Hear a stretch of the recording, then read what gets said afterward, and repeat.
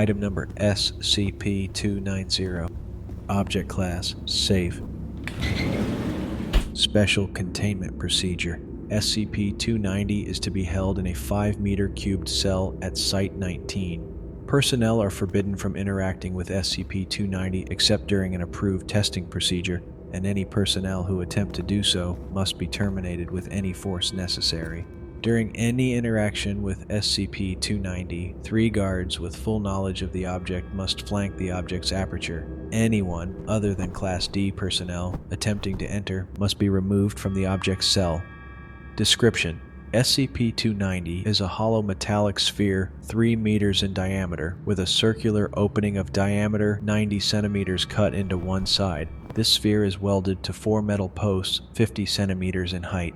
Scans have shown that SCP-290 is composed of a combination of aluminium and many of which do not match any known atomic structure. All attempts to take samples of the metal for more detailed analysis have failed. The external temperature of the sphere remains constant at 318 Kelvin, 45 degrees Celsius, regardless of the ambient conditions.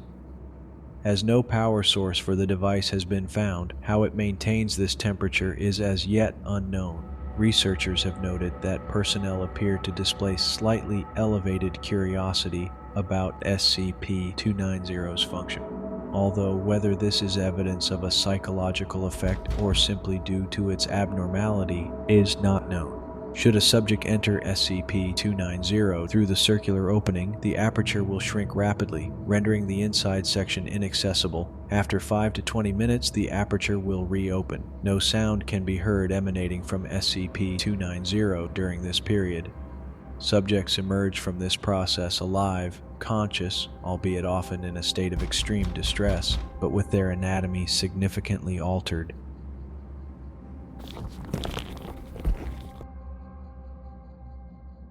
Limbs, facial features, and appear to be relocated randomly, yet without losing functionality. Fingers and toes are often removed from the hands and feet, and eyes rarely remain in a configuration lending itself to binocular vision. Almost all subjects report pain and discomfort in breathing and movement, if either remain possible, with most unable to walk or perform any type of effective locomotion. Autopsies performed on afflicted subjects reveal that a similar reconfiguration occurs internally, with organ placement changed and blood vessels/nerves lengthened to fit the new arrangement. Evidence of severe internal bleeding and hemorrhage of other bodily fluids is often present, although subjects display none of the connected symptoms on retrieval, and no subject has died as a direct result of exposure to the object. Subjects' bones show evidence of large-scale fracturing, but also rapid healing, ostensibly a part of the modification process. Subjects remain conscious throughout the reconfiguration. See Addendum 290-1 for details.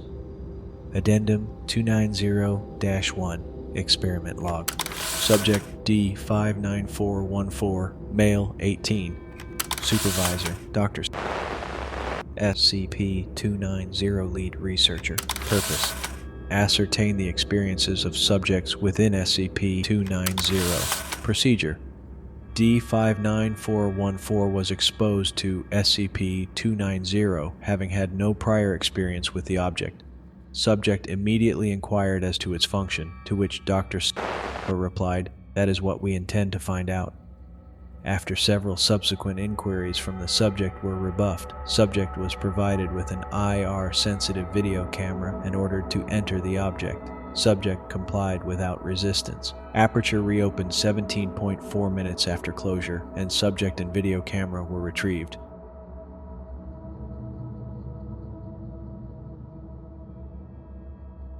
The video camera was heavily damaged during the experiment due to the subject's violent convulsions. Around 65% of the footage is unintelligible.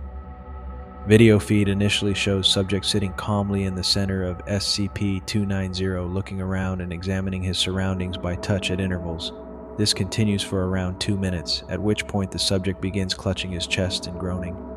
Subject then begins to scream, including the phrase, "I was only curious, but I know now. Please, let me go." Whether this indicates a secondary consciousness inhabiting the subject's mind with which he was conversing is unknown.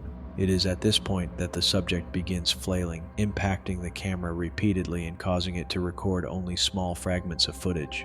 Fragments of interest are noted in chronological order. Subject's head appears to be slowly embedding itself into his thigh, both eyes absent. Subject's fingers visible on his torso. Subject's eye moving across his right foot. Eyeball changing orientation rapidly as it does so. Subject lying in a pattern reminiscent of the fetal position, slow breathing, audible. A debriefing interview was scheduled, but owing to the subject's larynx being relocated away from his trachea, could not be conducted. Autopsy showed wide-scale reorganization of the subject's internal organs, including small-scale fusing of parts of the small intestine and resulting in contamination of the chest cavity. Despite this, the subject had a normal volume of blood within his circulatory system, and levels of other bodily fluids such as bile were within normal parameters. How SCP-290 maintains or replenishes these fluids is unknown.